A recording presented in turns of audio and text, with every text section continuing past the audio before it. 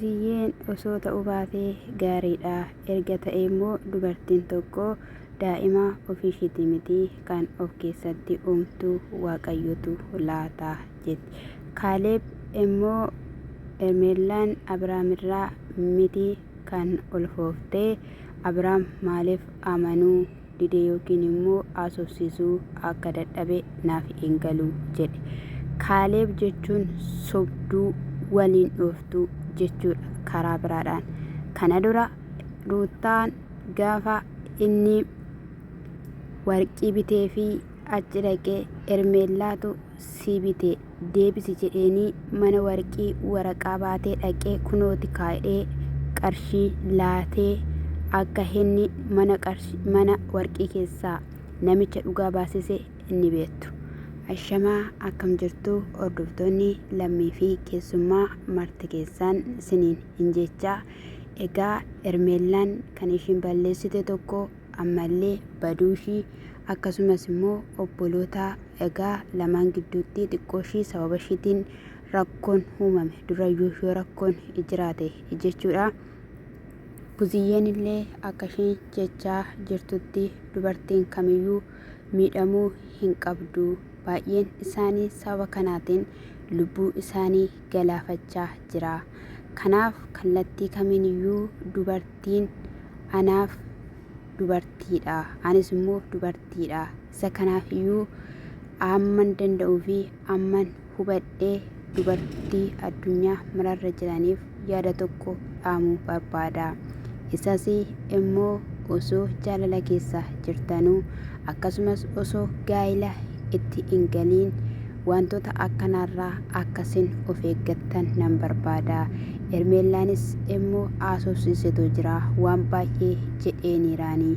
Isaa kanaafiyyuu homaayyuu gochuu hin danda'u. Deebisii galchi jedhuun jedhaminis galchuu wanta hin danda'amnedha. Waaqa wajjiniidhaan walitti bu'uudha.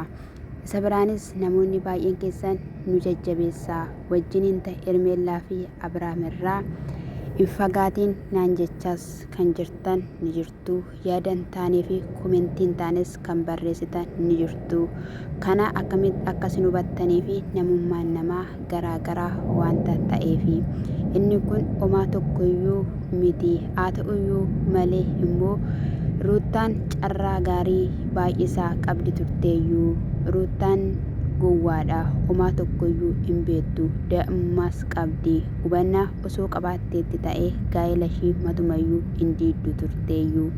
Kan ishiin jechaatoo jirtu haalota baay'eedhaan Abrahaam laayifiin isaa yookiin immoo jireenyi isaa burjaajaheera. Yeroon dhaabadhee itti yaaduu waa'een obboleessa kiyyaa baay'ee tokkodhaan na gaddisiisa. Akkasumas kansaa ifa bahee addunyaa irratti bahe maleessaa keessaan ilmi dhiiraa wanta baay'ee godhaa, waan baay'ee balleessaatu ni hoola jettee jirti.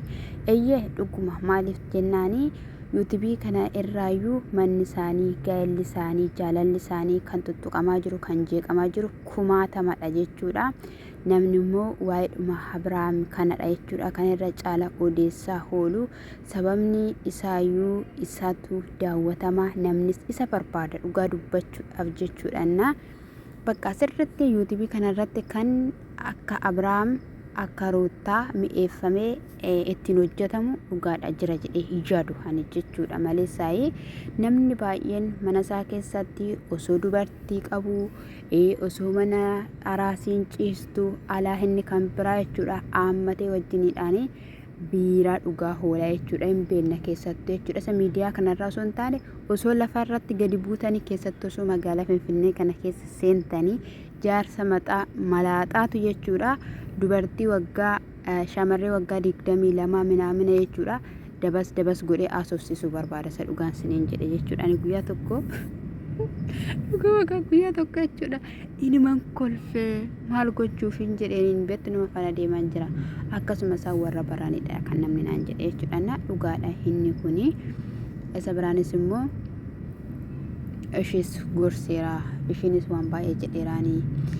Amma danda'ama ta'e wanta naa danda'ame tokkodhaanii kallattii hundumaaniyyuu mijeessuu nan yaala. Garuu immoo boru wanta ta'uyyuu hin beeku. waanumamuyyuu ani hin beeku. Garuu ishiin gammachuu obboleessa kooti taateetti taanaani anaafis gammachuudha. Gammachuu obboleessa kiyyaan barbaadaadha. Ani akka kiyyatti jechuudha. Abrahaam sammuu isaaf kenne yookiin immoo dandeettii isaaf kenne hundumaaf iyyuu waa kennuun jedhan. Maaliif yoo jettan dhiirri wacan jaalatu. Inni garuu iddoon dhumatti wacamaa danda'ameetu bira darbaa jechuudha. Dubartoota irra waca jaalatu baasawuu jechuudha. Egaa ishiinis isa kana dhagaayee min ulfaataa dhugaa dubbachuudhaaf jechuudha. Otoo jaarsummaan illee tuma xiqquma ishii waggum tokko waa'illee turteetti ta'ee gaariidha ture jechuudha. Egaa waa yaaddeef qabdii badiinshis yookiin immoo baay'ee tokko nama dhibaa. Buziyyeen illee nuti waan baay'eedha kan yaadne, waan baay'ee maatii dhossitee nu dhossitee kuni hundumtiyyuu ta'uun isaa baay'ee tokkodhaan in ulfaataa. Haa ta'uyyuu malee wanti godhamu hin jiru. Wanti jedhamu hin jiru. Warri daandii irratti ijoollee dahanii ijoolleen daandii irra jiranii yaadanii miti. Waaqayyotu kenna. Erga Waaqayyo kennee simachuudha. Kanaafiyyuu jireenya isaa boruu kanaafi xiqqoo ishii yaaddoodha. Ammayyuu ta'eera taanaan immoo kallattii kamiinnan gorsa shifaanas haasawaadha kan inni jiru. Hubannaa fi ogummaadhaan waan itti deemtutti itti deemu akka ishiin qabdu jechuudha. Kani haasawaatoo jirtu jechuudha. Egaayee dhugaa dubbachuudhaa fi Abrahaamii gara ishii waan dhaqeen fakkaatu jechuudha kaleessa. Egaa wajjin haasawaaniituma buziyyee faana galgalallee dhaqee haasofsiisuu ni mala jechuudha. Kana caala wanta godhamu godhanii jechuudha. Egaa waliin jiraachuudha. Inni biraa immoo Kaaleeb jechuudha. Ani Kaaleeb hin jaalladhu baasawee. Maaliif hin jaallattu jettanitu ta'ee san jibbatuun ta'an hojii san jibba. Eeddanni gaafa Ermeelaatu warqisii bitiruu ta'an jedheeti isaanii walitti deebi'uudhaaf jedhu gidduu galee akkasittiin waliin dhaheeti dhugaa dubbachuu annan jibbe. Osoo gaafa sana kun uumamuu baateera ta'e, osoo gaafa sana inni oliif gadi kaatee waan arge uumamuu baateera ta'e, Roottaa fi Abrahaam inuu walitti deebi'u jedhee amanan ture. Har'as immoo waraqata baatee dhufe jechuudha.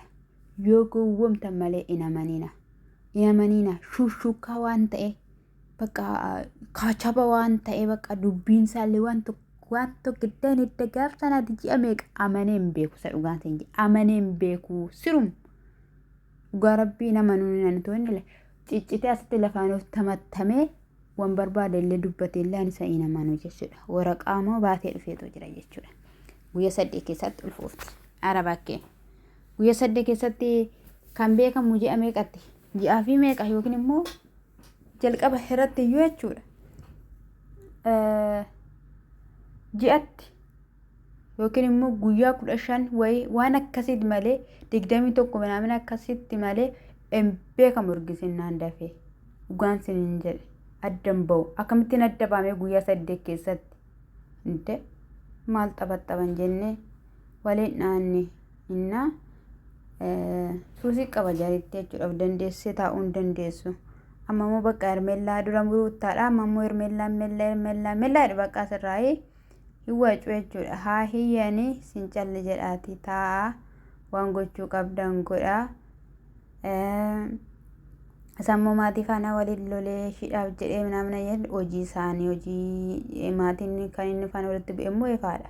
Bakka kan biraa maaltu jiraare gaashee yoo ta'e baasee yokkuu Abrahaamin baay'ee jaalatu. Baay'ee Abrahaamidhaan inni oduun sobadha. Abrahaamin hin jaalatu. Abiriyyee jedhuun abiriyyee moo abirishee waan akkasii jedhuun jechuudha.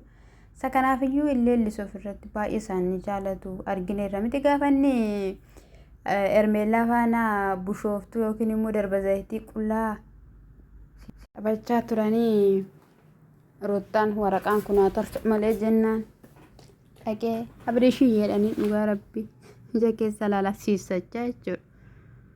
Kanaafiyyuu ifaa yoo ta'es fakkeessuudhumaaf malee Abrahaamitti hin deebi'aa waliin tokkomanii jiraatu. Sana dura garuu qormaata jira. Qormaanni guddaan jira. Qormaata sana keessa immoo danda'anii darbuudha.